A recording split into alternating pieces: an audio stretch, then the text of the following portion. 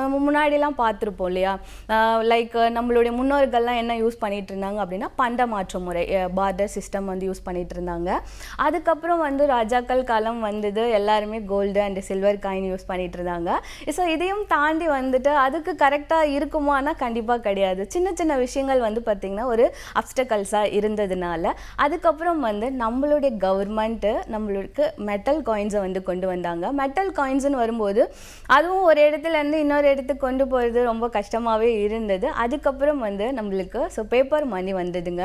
Paper மணி நம்ம எல்லாருமே பார்த்துருப்போம். 5 ரூபா, 1 ரூபா நோட்டு, 500 ரூபா நோட்டு எல்லாமே நம்ம பார்த்துட்டு தான் இருந்திருக்கோம். அதுக்கப்புறம் வந்துட்டு இதுவும் ஒரு இடத்துல வந்து நம்மளால் டைமிங் வந்து ஹோல்ட் பண்ண வைக்க வேண்டியதாக, ஏன்னா நம்ம லைஃப்பில் எல்லாருமே டைமிங் வந்து ரொம்ப ரொம்ப இம்பார்ட்டண்ட்டாக இருந்ததுனால அதுக்கப்புறம் வந்து ஏடிஎம் சூஸ் பண்ணோம். மெட்டல் பிளாஸ்டிக் ஏடிஎம் கார்டு வச்சு யூஸ் பண்ணிட்டு இருந்தோம். அதுக்கப்புறம் இன்னைக்கு நம்ம எலக்ட்ரானிக் மணி யூஸ் பண்ணிட்டு இருக்கோம். லைக் எலக்ட்ரானிக் மணினா என்னன்னா, இப்போ நம்ம யூஸ் பண்ணிட்டு இருக்கோம் இல்லையா, GPay, PhonePe. GPay, PhonePe use பண்ணும்போது இது நம்ம இந்தியாவுக்குள்ள மட்டும்தான் இருக்கும். நான் இந்தியா தாண்டி அதர் கண்ட்ரிஸ் போனேன்னா இதை என்னால் யூஸ் பண்ண முடியுமான்னு கேட்டிங்கன்னா கண்டிப்பாக கிடையாது. அப்போது கிரிப்டோ கரன்சின்னு எடுக்கும்போது ஒன் வேர்ல்டு ஒன் கரன்சி, இது வந்து விர்ச்சுவல் டிஜிட்டல் அசெட்டுங்க. எங்கே வேணாலும் நம்ம வேர்ல்டு வைடாக யூஸ் பண்ணிக்கலாம். எல்லாத்துக்குமே மார்க்கெட் ரேட் ஒன்று தான். நான் இந்தியாவில் யூஸ் பண்ணாலும் அதே மார்க்கெட் வேல்யூ தான்.